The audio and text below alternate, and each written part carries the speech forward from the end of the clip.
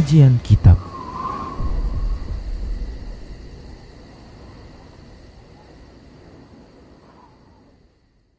Assalamualaikum warahmatullahi wabarakatuh. Innal hamdalillah nahmaduhu wa nasta'inuhu wa nastaghfiruh wa na'udzu billahi min shururi anfusina wa min sayyiati a'malina. May yahdihillahu fala mudilla lah wa may yudlil fala hadiyalah. Ashhadu an la ilaha illallah wahdahu la syarika lah wa ashhadu anna Muhammadan 'abduhu wa rasuluh. Qala Allah Ta'ala: يا أيها الذين آمنوا اتقوا الله حق تقاته ولا تموتن إلا وأنتم مسلمون. وقال جل وعلا: يا أيها الناس اتقوا ربكم الذي خلقكم من نفس واحدة وخلق منها زوجها وبث منهما رجالا كثيرا ونساء واتقوا الله الذي تساءلون به والأرحام إن الله كان عليكم رقيبا. وقال تعالى أيضا: يا أيها الذين آمنوا اتقوا الله وقولوا قولا سديدا يصلح لكم أعمالكم ويغفر لكم ذنوبكم ومن يطع الله ورسوله فقد فاز فوزا عظيما. أما بعد فإن أصدق الحديث كتاب الله وخير الهدي هدي محمد صلى الله عليه وسلم وشر الأمور محدثاتها فإن كل محدثة بدعة وكل بدعة ضلالة wa kullu dhalalatin finnar. Ma'asyiral muslimin wal muslimat yang dirahmati oleh Allah Subhanahu wa taala, kaifa halukum jami'an? Bagaimana kabar antum semuanya? Gimana, sehat semua Pak ya? Alhamdulillah.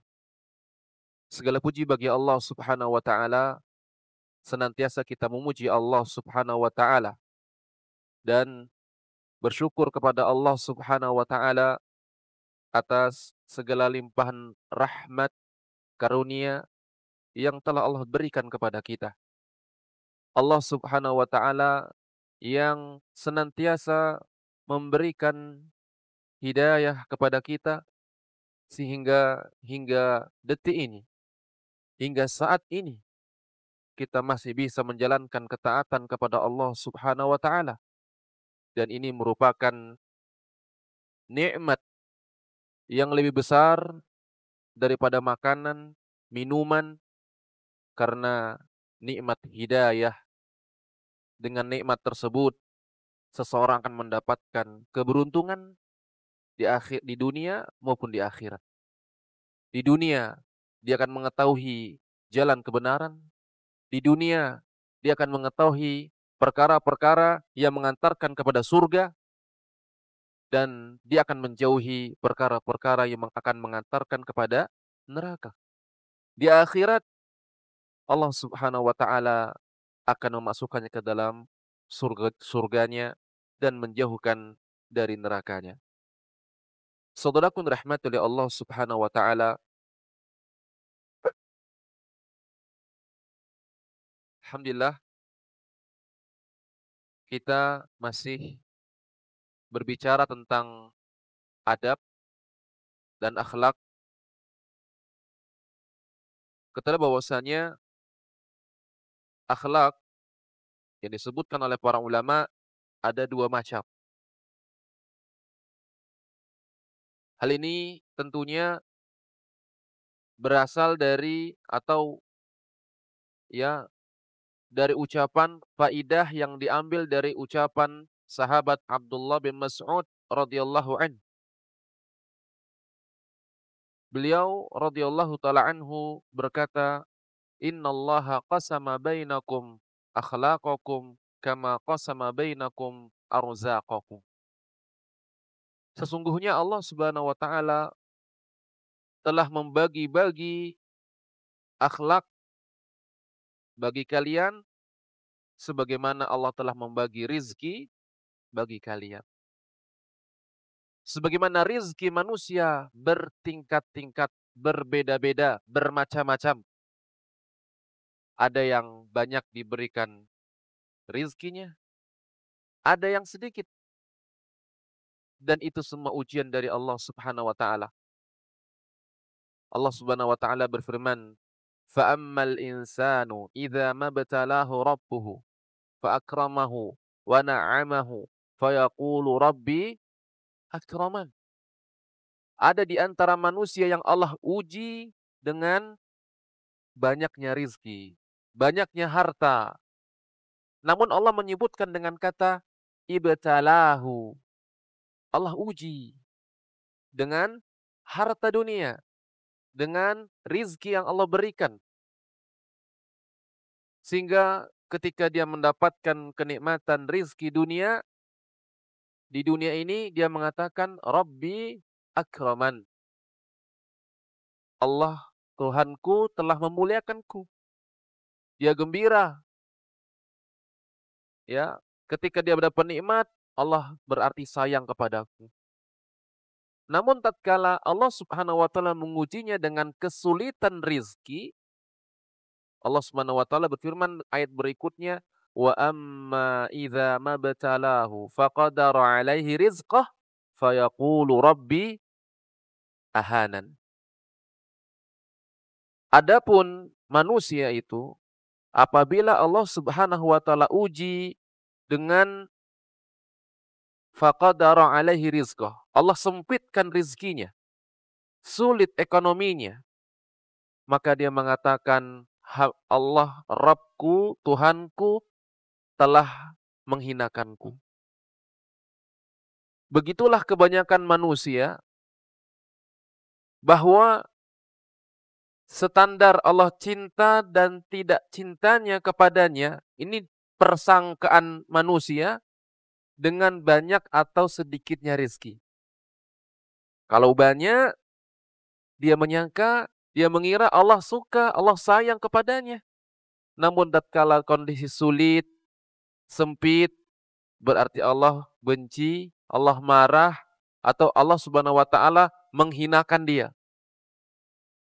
Saudaraku rahmati oleh Allah Subhanahu wa taala, kalaulah sekiranya standar kecintaan Allah Subhanahu wa taala kepada seseorang dilihat dari harta, harta dunia, tentu orang-orang kafir, tentunya orang yang dicintai seharusnya, karena begitu banyak harta melimpah di negeri orang-orang kafir.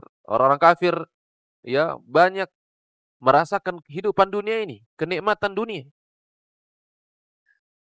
Tentunya orang-orang yang beriman, tentunya Rasulullah dan para sahabatnya harusnya adalah orang-orang yang kaya semuanya. Tidak ada yang miskin. Namun faktanya kita lihat bagaimana para sahabat. Bahkan ada ahlus suffah. Ya, orang-orang yang mereka tidak punya rumah, tidak punya kediaman, tinggal di salah satu pojok masjid. Ya, bilik masjid. Saudaraku rahmati oleh Allah Subhanahu wa taala. Maka ya, sebagaimana rizki manusia bertingkat-tingkat, ya, begitu juga akhlak manusia bertingkat-tingkat. Ada yang sangat bagus, sangat mulia, ada yang kurang lagi, bahkan ada yang buruk. Saudaraku dirahmati oleh Allah Subhanahu wa taala, dan ucapan Abdullah bin Mas'ud ini senada, ya, sesuai dengan apa yang telah Rasulullah SAW kabarkan. Bahwa tatkala kita berada dalam perut ibu kita, inna ahadakum yujma'u khalquhu fi batni ummihi arba'ina yawman nutfatan. 40 hari, ya, segumpal mani, ya, kemudian berikutnya segumpal darah, ya, kemudian 40 hari berikutnya segumpal daging. Nah, menjadi bentuk manusia, kemudian Allah Subhanahu wa taala tiupkan ruh.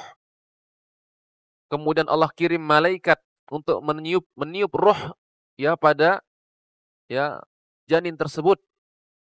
Kemudian fayu'maru wa yu'maru bi arba'i kalimat.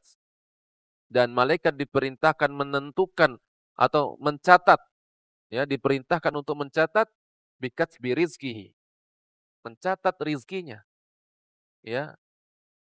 Wa ajalihi wa ajalihi wa amalihi. Dicatat ajalnya, dicatat amalnya, dan akhlak ini bagian dari amal. Nah,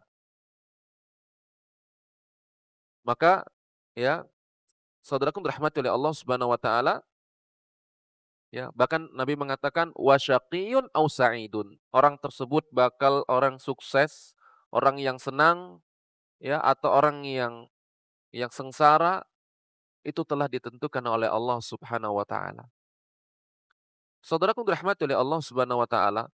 Nah, ketika kita menyadari bahwasannya akhlak itu pemberian dari Allah, sebagaimana rizki juga pemberian dari Allah Subhanahu wa taala.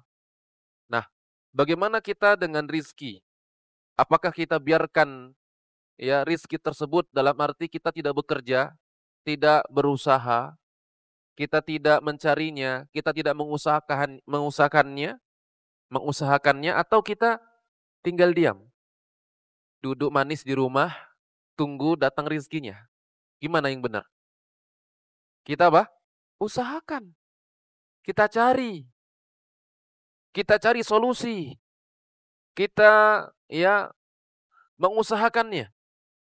Bersungguh-sungguh. Membuat perencanaan, planning, strategi, pemasaran, dan seterusnya. Maka begitu juga akhlak, saudaraku dirahmati oleh Allah Subhanahu wa taala. Harus kita usahakan.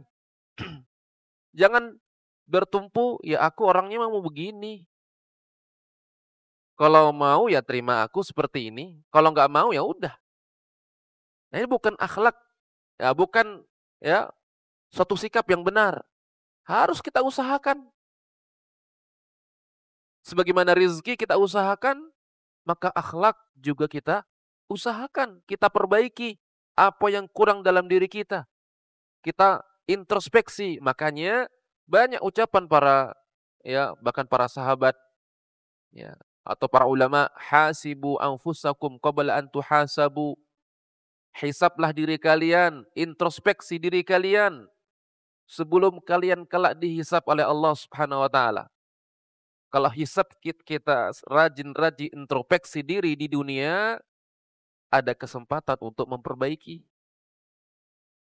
kesempatan untuk bertaubat, kesempatan untuk memperbanyak amal, memperbaiki amal kita, memperbaiki keadaan kita yang sudah terlanjur bergelimang dalam dosa.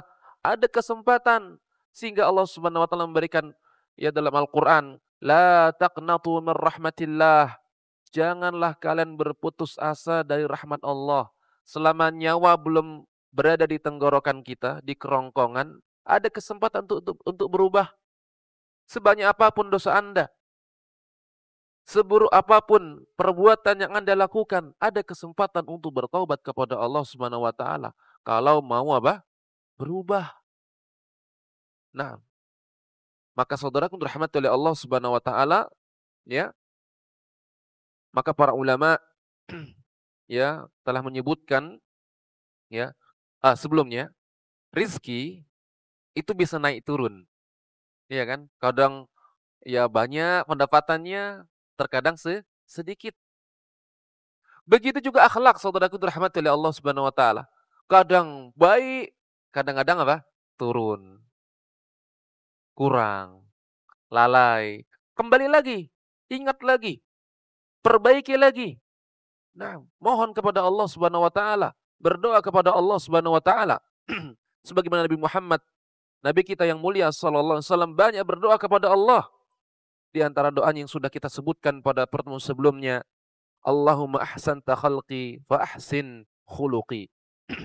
Ya Allah, sebagaimana Engkau menjadikan fisikku baik, maka perbaikilah akhlakku. Maka ya kita berdoa kepada Allah Subhanahu wa taala.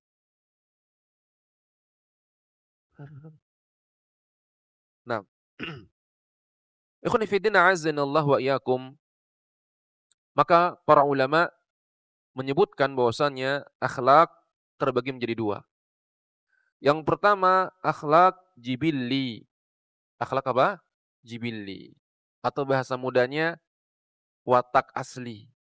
Akhlak bawaan yang Allah Subhanahu wa taala anugerahkan kepada diri seseorang. Watak asli. Dan Rasulullah Shallallahu alaihi wasallam pernah bersabda kepada Al-Asaj bin Abdul Qais. Hadis ini menjadi sandaran bahwasanya adanya akhlak jibilli, akhlak watak asli yang merupakan bawaan. Nabi SAW bersabda kepada Asaj, "Ya Asaj, inna fika khaslataini yuhibbuhumallah wa rasuluh, al-hilma wal anata." Wahai Asaj, sesungguhnya ada pada dirimu dua perilaku, dua sifat yang Allah cintai. Yang dicintai oleh Allah dan Rasulnya. Al-hilma wal anah. Kecerdasan dan ketenangan dalam bersikap. Ya, tidak tergesa-gesa dalam mengambil keputusan, dalam bertindak. Nah, kemudian mendengar ucapan Nabi Shallallahu Alaihi Wasallam, sahabat Asaj bin Abdul Qais, sahabat Asaj, ya, bin Abdul Qais berkata, wahai Rasulullah, apakah dua sifat ini, dua sifat yang aku dapatkan dengan usaha, dengan aku berusaha sungguh-sungguh, hasil usahaku, ataukah ini pemberian dari Allah Subhanahu wa taala atau sebagai watak asliku? Maka Nabi SAW mengatakan, balillahu jabalaka alaihima. Bahkan namun Allah lah yang telah ya menjadikan dua perangai ini sebagai watak aslimu, sebagai ya watak aslimu, menjadi perangaimu, sifat bawaanmu. Nah, demikian. Kemudian sahabat Asad radhiyallahu taala an berkata, alhamdulillahilladzi jabalani ala khuluqaini yuhibbuhumallah wa rasuluh. Maka dia memuji Allah, segala puji bagi Allah yang telah menanamkan, yang menganugerahkan kepadaku dua sifat yang Allah cintai dan Rasulnya ya pada diriku. Ini hadis riwayat Imam Ahmad ya, dan asal hadis ini tanpa tambahan dari Asyad dari Imam Muslim. Jadi ucapan Nabi yang pertama, wahai Asad, sesungguhnya pada dirimu ini ada dua sifat yang dicintai oleh Allah, kecerdasan dan ketenangan dalam bersikap. Ini hadis riwayat Muslim. Adapun tambahan pertanyaan itu dalam riwayat Imam Ahmad. Nah, saudaraku dirahmati oleh Allah Subhanahu wa taala, ini dalil yang pertama yang menunjukkan bahwasanya ada akhlak yang jibilli. Kemudian yang kedua, ada akhlak muktasab. Ya, akhlak muktasab, yaitu akhlak yang diusahakan, yang diperjuangkan untuk mendapatkannya. Butuh sungguh-sungguh, butuh menahan diri untuk bisa ya mendapatkannya. Nah, ini namanya akhlak muktasabah. Dan ini berdasarkan hadis Nabi Shallallahu alaihi wasallam, ana za'imun bi baitin fi a'lal jannah liman hassana khuluqah.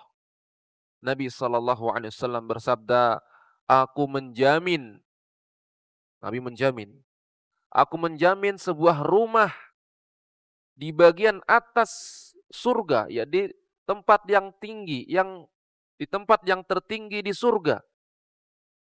Liman hassana khuluqah, bagi siapa saja yang memperbaiki akhlaknya. Bagi siapa saja yang memperindah akhlaknya. Maka akhlak itu bisa diperbaiki, bisa diperindah. Nah, demikian.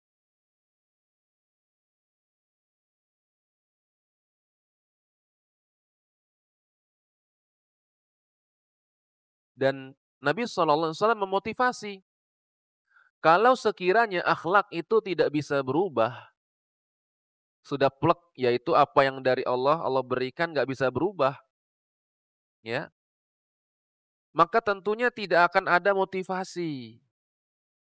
Namun nyatanya Nabi SAW memberikan motivasi bagi siapa yang memperindah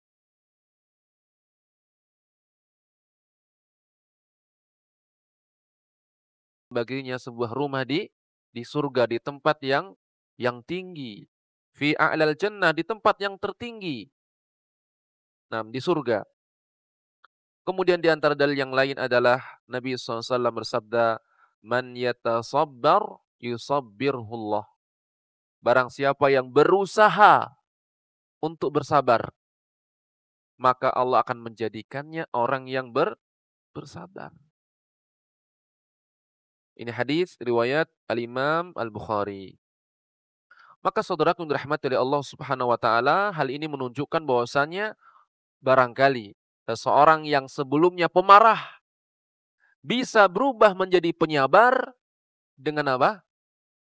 Dengan latihan, dengan usaha, dengan perjuangan. Ketika muncul ya sudah mulai terasa mau marah, maka apa? Dia lawan dengan apa?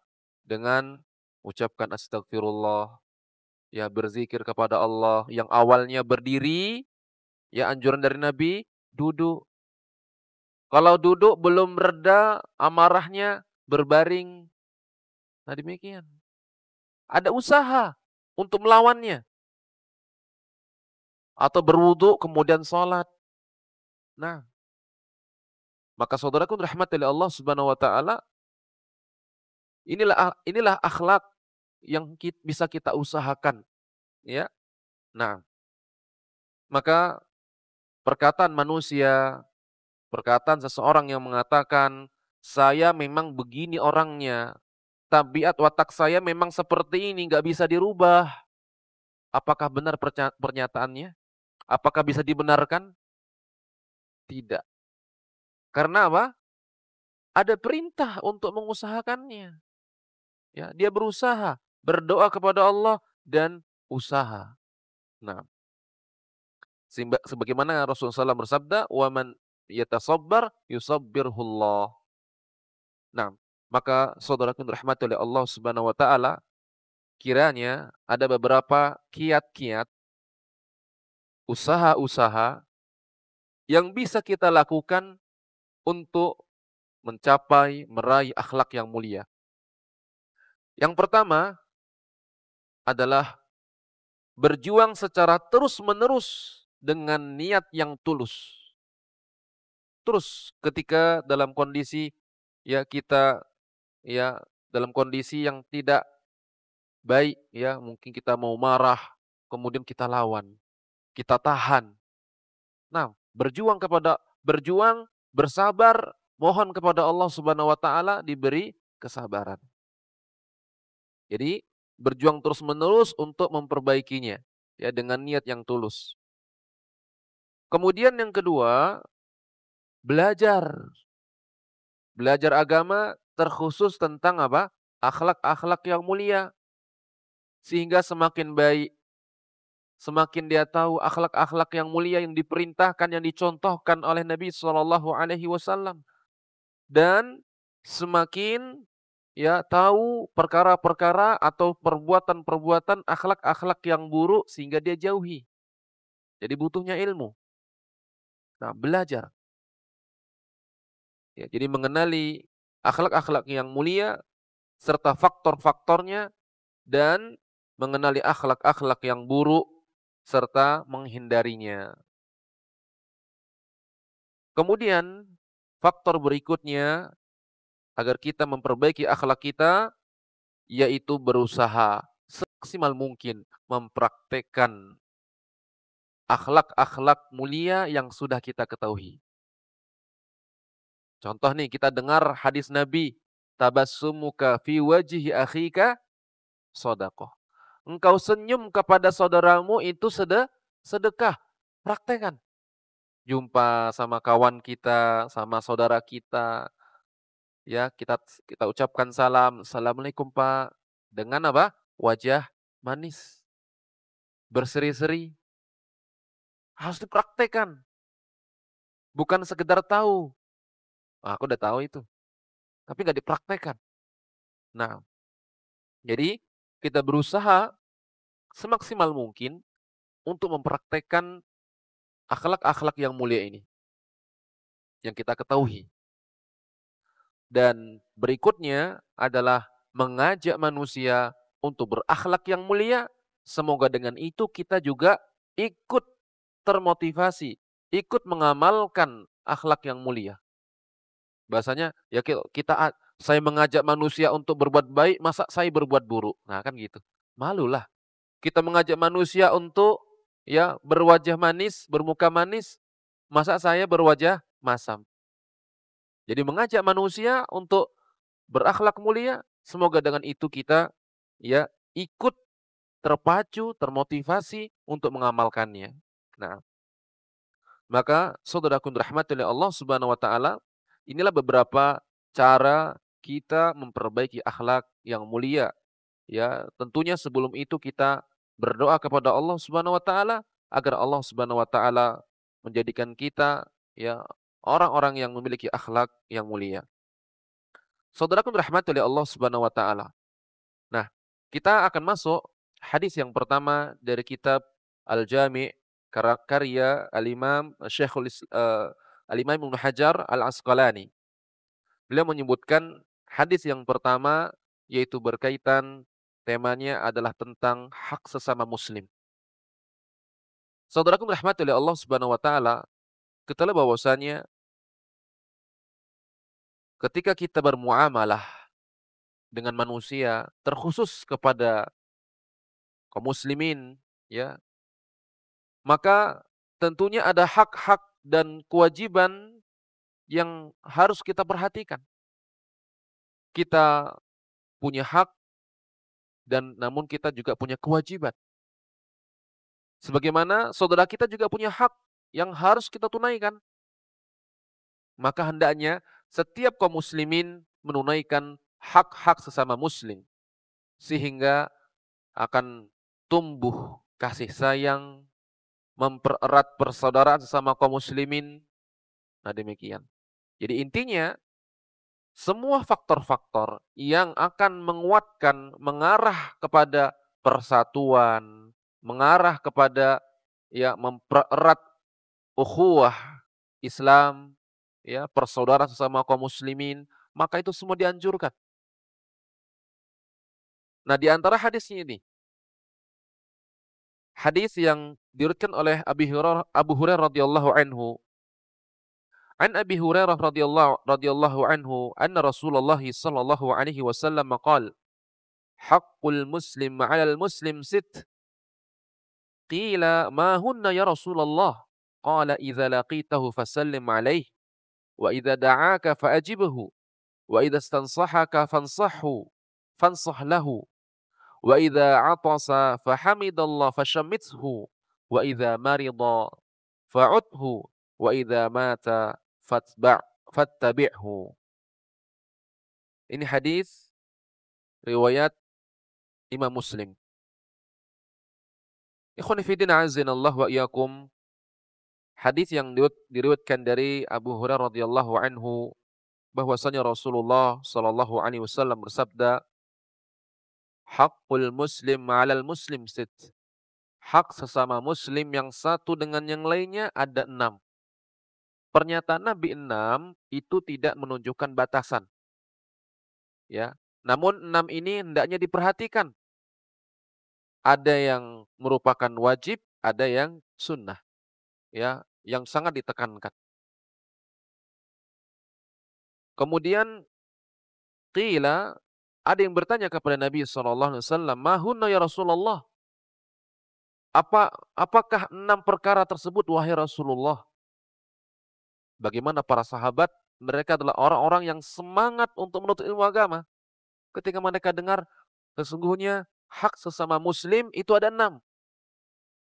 Maka salah seorang bersahabat bertanya, ya, ada yang bertanya, "Apakah 6 perkara tersebut wahai Rasulullah?" Maka Rasulullah SAW menjawab, "Idza laqitahu fasallim alaihi." Jika kamu bertemu dengan seorang muslim, maka ucapkanlah salam kepadanya. Wa idza da'aka fa'ajibhu. Jika dia mengundangmu, memanggilmu, maka jawablah undangannya. Wa idza stansahaka fansah lahu. Jika dia minta nasihat kepadamu, maka berilah ia nasihat.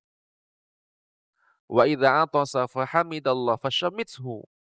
Jika dia bersin, kemudian dia mengucapkan alhamdulillah, maka tasmitlah dia dengan ucapan apa? Yarhamukallah. Semoga Allah merahmatimu. Fasyamithu.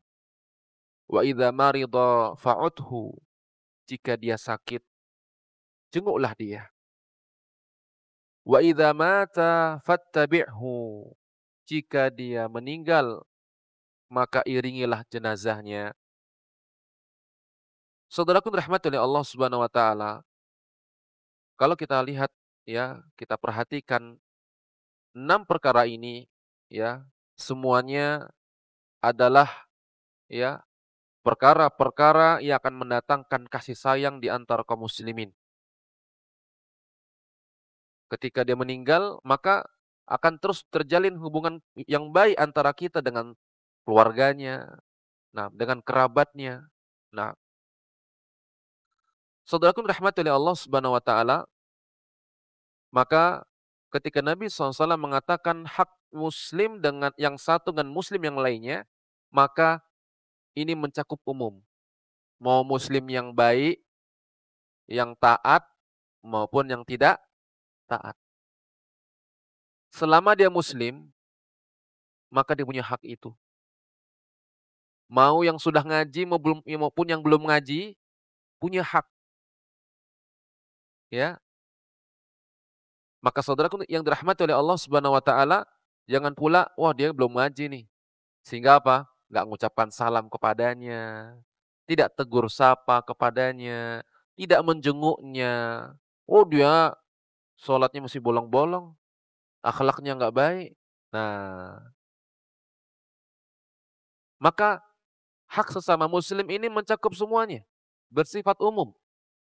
Selama dia muslim, tidak melakukan dosa syirik yang mengeluarkan seseorang dari apa?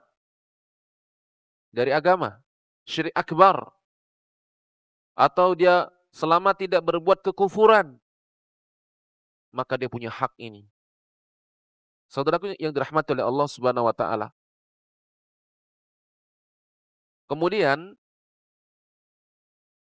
walaupun hukum asalnya ini adalah hak sesama muslim, bisa jadi gugur apabila ada penghalangnya. Contohnya, ketika kita diundang untuk suatu walimah, acara walimah pernikahan. Namun dalam acara tersebut ada kemaksiatannya, ada musik-musiknya, ada wanita-wanita yang membuka auratnya, ada perkara kemungkarannya, sehingga hal itu menjadikan gugur kewajibannya atas kita. Maka saudaraku dirahmati oleh Allah Subhanahu wa taala, inilah ada 6 perkara yang hendaknya diperhatikan, jangan sampai ditinggalkan. Walaupun 6 perkara ini ada yang hukumnya wajib, ada yang hukumnya sunnah muakkadah yang sangat ditekankan. Namun sepakat bahwa para ulama bahwa 6 perkara ini semuanya perkara yang baik. Yang hendaknya kita jaga, hendaknya kita praktekkan karena ini akan menumbuhkan kasih sayang, memperkuat, mempererat ukhuwah persaudaraan sama kaum muslimin. Perkara yang pertama, saudaraku dirahmati oleh Allah Subhanahu wa taala adalah idza laqitahu fasallim alaihi. Jika engkau bertemu dengannya, bertemu dengan seorang muslim, maka ucapkanlah salam kepadanya. Berilah salam kepadanya. Dan para ulama telah mengatakan bahwa memulai salam hukumnya sunnah, menjawabnya wajib. Nah, dan memberi salam ini merupakan ya amalan yang sangat mulia dalam Islam karena isinya adalah doa. Siapa yang tidak mau didoakan? Masya Allah. Iya, ketika bersin tadi apa? Alhamdulillah, kemudian diucapkan doa kepadanya, yarhamukallah. Sungguh indah, ya. Sesama kaum muslimin saling mendoakan. Assalamualaikum. Nah, demikian. Keselamatan untukmu, kesejahteraan untukmu. Maka ini merupakan doa, dibalas waalaikumsalam, dan atasmu juga keselamatan. Maka ini merupakan amalan yang sangat mulia yang hendaknya kita jaga, yang hendaknya kita apa? Kita praktekkan. Bukan hanya kepada orang yang kita kenal. Selama kita tahu ya tanda-tanda keislaman ya dari penampilannya apa, ya kita ucapkan salam walaupun kita nggak kenal. Nah, apalagi kalau mayoritasnya di sini misalnya suatu tempat muslim, kita ucapkan salam. Baik yang kita kenal maupun yang tidak kita kenal. Bahkan di antara tanda-tanda kiamat kecil, salam itu hanya kepada orang yang kenal saja. Kalau kenal, salam. Kalau nggak kenal, ya nggak salam. Nah, demikian. Padahal salam ini, menebarkan salam, ini merupakan sebab kita saling mencintai. Ya, sebab saling mencintai sesama kaum muslimin. Nabi SAW bersabda, "La tadkhulul jannata hatta tu'minu." Kalian tidak akan masuk surga sampai kalian beriman. Wala tu'minu hatta tahabbu. Dan kalian tidak akan beriman dengan sempurna sampai kalian saling mencintai. Awala adullukum ala syai'in idza fa'altumuhu tahabbtum. Maukah aku beritahukan kepada kalian suatu perkara yang apabila melakukan perkara tersebut kalian akan saling mencintai. Afshus salam bainakum. Tebarkanlah salam di antara kalian. Bahkan ya Abdullah bin Amr bin As ya mengisahkan bahwa suatu ketika ada seseorang yang bertanya kepada Nabi SAW amalan yang terbaik. Ada yang bertanya kepada Nabi, amalan apakah yang terbaik dalam Islam? Maka Rasulullah SAW menjawab, tut'imut ta'am. Kamu beri makan manusia, fakir miskin. Wa taqra'us salam ala man arafta wa man lam ta'rif. Kamu ucapkan salam kepada siapa saja, baik yang kamu kenal maupun yang tidak kamu kenal. Hadis riwayat Bukhari, Muslim. Bahkan saudaraku rahmatullahi Allah Subhanahu wa taala, barangkali dengan kita mengucapkan salam kepada mungkin orang yang belum kita kenal, dengan penampilan yang mungkin ya, mungkin mencukur jenggotnya, mungkin yang isbal, atau mungkin kalau yang akhwat ya, yang akhwat mengucapkan salam kepada yang akhwat juga yang mungkin belum menutup dengan sempurna. Barangkali dengan itu kita menjadi pembuka pintu hidayah untuk dia. Sehingga apa? Dia juga ikut mengaji, dia ikut belajar ilmu agama. Nah, jadilah ya pembuka pintu-pintu kebaikan. Pintu hidayah untuk manusia. Bukan malah menjadi apa? Manusia lari. Bertemu dengan orang yang ketika seseorang yang sudah ngaji bertemu dengan orang yang mungkin belum mengaji, dia pasang wajah masam, wajah apa? Mengerikan, mata melotot. Akhirnya apa? Lari manusia. Akan jauh dari ajaran Islam yang benar ini. Takut. Nah, maka saudaraku rahmati oleh Allah Subhanahu wa taala, inilah yang hendaknya ya kita perhatikan. Ikhwani fi din a'azzanallahu wa iyyakum. Nah, kita cukupkan demikian sampai di sini pembahasan kita ya, sampai hak yang pertama, namun masih muqaddimah ya. yaitu menebarkan salam. Bahwa faidah menebarkan salam akan menumbuhkan kasih sayang di antara kaum muslimin, ya, dan juga akan mempererat ukhuwah persaudaraan sesama kaum kaum muslimin. Ikhwani fi din azinallahu wa iyyakum.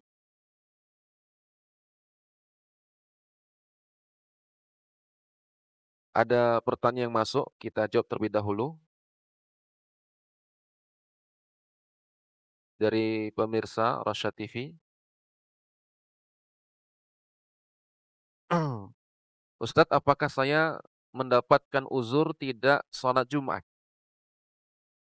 Jadi dulu kaki saya diamputasi di sekitaran telapaknya dan sekarang kaki kiri saya ada luka di telapaknya sehingga tidak bisa berjalan sama sekali kecuali dengan merangkak dengan lutut dan dibantu dengan orang. Apakah saya boleh tidak sholat Jumat? Perlu diketahui jarak ke masjid tidak terlalu jauh, namun rute ke sananya tidak memungkinkan untuk merangkak. Terus saya juga ada abang yang biasa sholat Jumat menggunakan motornya. Mungkin saya bisa bonceng dengan motornya. Namun saya ada kekhawatiran lainnya, seperti khawatir membuat abang soalnya saya sudah besar dan buat malu abang karena melihat saya yang begini. Soalnya biasa kalau keluar seperti ke tempat umum semisal rumah kaki kaki, rumah sakit bersama abang. Saya pakai alat bantu kayak tongkat atau kursi roda. Tapi kalau di masjid, saya ke tempat sajadahnya itu merangkak. Khawatir juga kalau saya sholat duduk di sana, orang sekitaran yang melihat saya bisa kaget terus keganggu. Karena biasanya mungkin tidak ada orang yang sholat duduk di masjid. Terus saya juga khawatir tidak bisa khusyuk karena memikirkan orang lain terhadap saya gitu. Apakah boleh sholat zuhur sendiri di rumah, Ustadz? Saudaraku dirahmati oleh Allah Subhanahu wa taala, untuk, sebelum kita jawab, pertanyaan, beliau, nah, perhatikan hadis Nabi sallallahu alaihi wasallam, bahwasanya di masa Nabi sallallahu alaihi wasallam ada seorang yang minta izin kepada beliau sallallahu alaihi wasallam untuk tidak hadir, ya, menghadiri salat berjamaah di masjid. Dalam hadis Sahih Muslim yang diriwayatkan oleh Imam Muslim dalam sahihnya, bahwasanya Nabi SAW datang kepadanya seseorang, lamasta'dzanahu a'ma. Ketika datang kepada Nabi SAW seorang yang buta, la qa'ida lahu. Kita ingin lihat kondisinya. Yang tidak ada yang mengantarkannya, tidak ada orang yang me, apa namanya, mengarahkannya atau menuntunnya. Nah, ayurakhas lahu ayyusalli fi baitihi. Jadi dia minta izin kepada Nabi agar diberi keringanan sholat di rumahnya. Maka Nabi SAW berkata kepadanya, hal tasma'un nida? Apakah kamu dengar panggilan, dengar azan tidak? Faqala na'am. Iya. Fa'ajib. Kalau begitu datangi. Maka zahir hadis ini wajib mendatangi seruan azan bagi orang yang mendengarkannya. Walaupun, ya, mungkin sulit baginya, namun jika dia mampu, maka apa? Datangi. Uzur seseorang itu tidak diberi uzur tidak sholat di masjid karena takut, misal dalam kondisi perang atau ada begal, ada musuh di luar rumah, khawatir terhadap diri kita, atau sakit yang tidak memungkinkan kita pergi ke masjid. Nah, maka dari pertanyaan tadi sebenarnya ada abangnya mengantarkan, tapi dia khawatir, ya. Nah, perasaan khawatir ini harus dihilangkan dulu. Selama abangnya mau mengantarkan, kalau khawatir nanti orang melihat saya atau khawatir abang saya merasa repot, maka seharusnya abang yang diberi motivasi, kamu mengantarkan orang sholat di masjid, ini pahalanya besar. Nah, demikian memudahkan orang. Maka selama Abangnya mau ngantarkan, ya kekhawatiran-kekhawatiran itu dibuang. Atau nanti kalau sampai di masjid orang akan merasa tidak akan melihat dia kondisi seperti itu, maka ya yang pertama bertakwalah kepada Allah. Kalau memang ada yang mengantarkan, datangi.